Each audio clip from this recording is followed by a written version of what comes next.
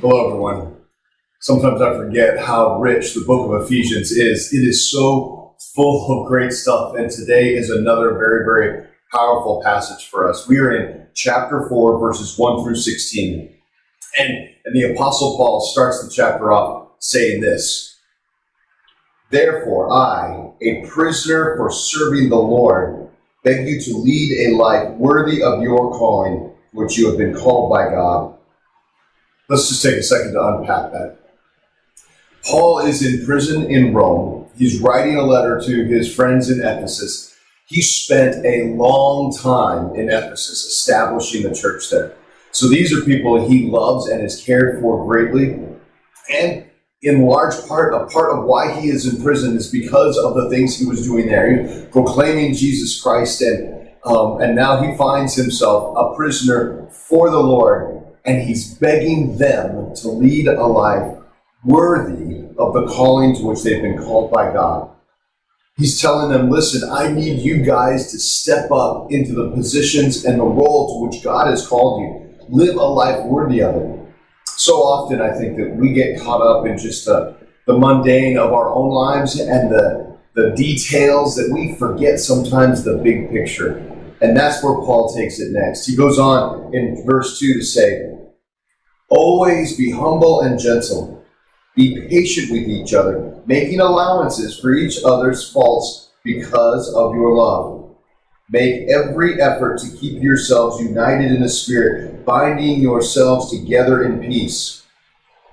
So he's calling the Ephesians out because he's heard that there is disunity among them.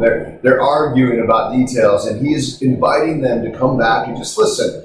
You got to give each other grace. Everybody's going to have issues. We're all going to have faults. Nobody is perfect, but we are called to be united in something amazing. And here's what he has to say about that as we continue on. "For there is one body and one Spirit, just as you have been called to one glorious hope for the future.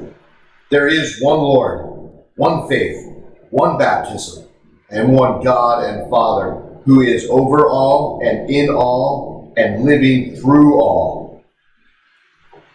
If we stay focused on the one thing that matters, one God, one faith, one baptism, that will always unite us.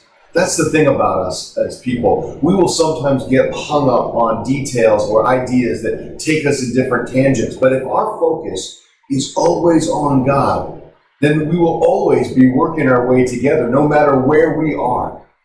Now, the rest of this passage, we'll talk about some of the details and offer some advice on things that bring the body together. And about really us as a people of faith maturing into that identity.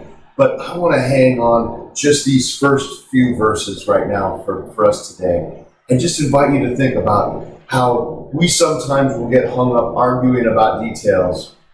But really, in truth, if we stay focused on one Father, one faith, one baptism, then we would always be united in that first. Sarah said it actually a few devotionals ago. There is nothing more important than God who loves us. And there's nothing more unifying than that. If we remember that, then we would be the body of Christ. And that is what Paul is calling us to, and God has called us to all the time. So let us live a life worthy of the calling to which God has called us, because we are called to be the body of Christ in the world, sharing the light of His love. Have a great day, everyone.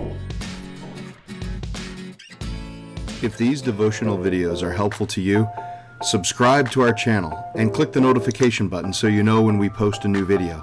And of course, please share them with others.